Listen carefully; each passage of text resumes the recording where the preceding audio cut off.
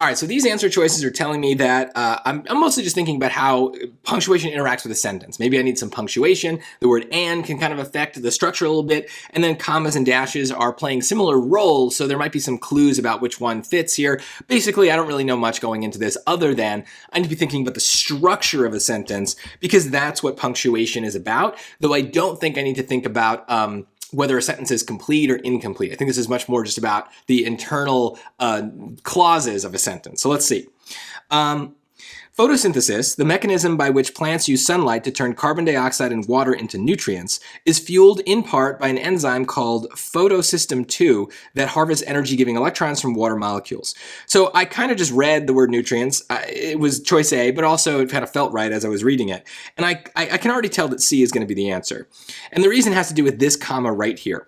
Basically, what this sentence is doing is we have our main sentence. It says, photosynthesis is fueled in part by an enzyme called photosystem 2, blah, blah, blah. So it continues, but the word that is kind of a way of attaching extra stuff to a sentence that describes what's going on without using a comma. But most of the time that we want to insert extra stuff into a sentence, we use commas, which is exactly what this first comma is doing after photosynthesis. It's telling us we've interrupted what we're saying. We've broken the sentence in some way. Sometimes when we have a comma at the beginning of a sentence, the extra thing is the beginning of the sentence, and it leads into the main sentence. Here it's a little different. This is going to be the main sentence where it says photosynthesis, and then we're very quickly interrupting that thought with a description of what photosynthesis is. It's just providing a definition. And so we interrupted the sentence with this first comma.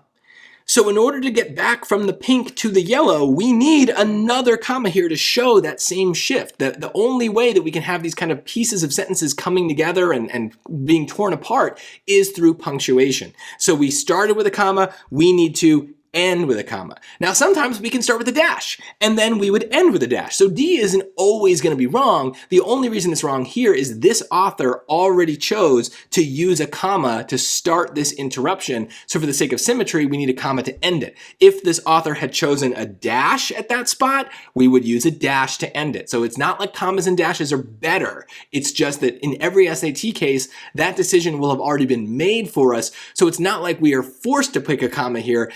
Or it's not like the rules of grammar force us to pick a comma here. It's more that this author has already made a choice and we have to continue that for the sake of symmetry. So just pay attention. This rule comes up a lot. Sometimes the answer will be dashes. Sometimes the answer will be commas. But if it is this kind of thing where we're interrupting a sentence, just find the beginning or the end and it'll tell you which punctuation mark you need.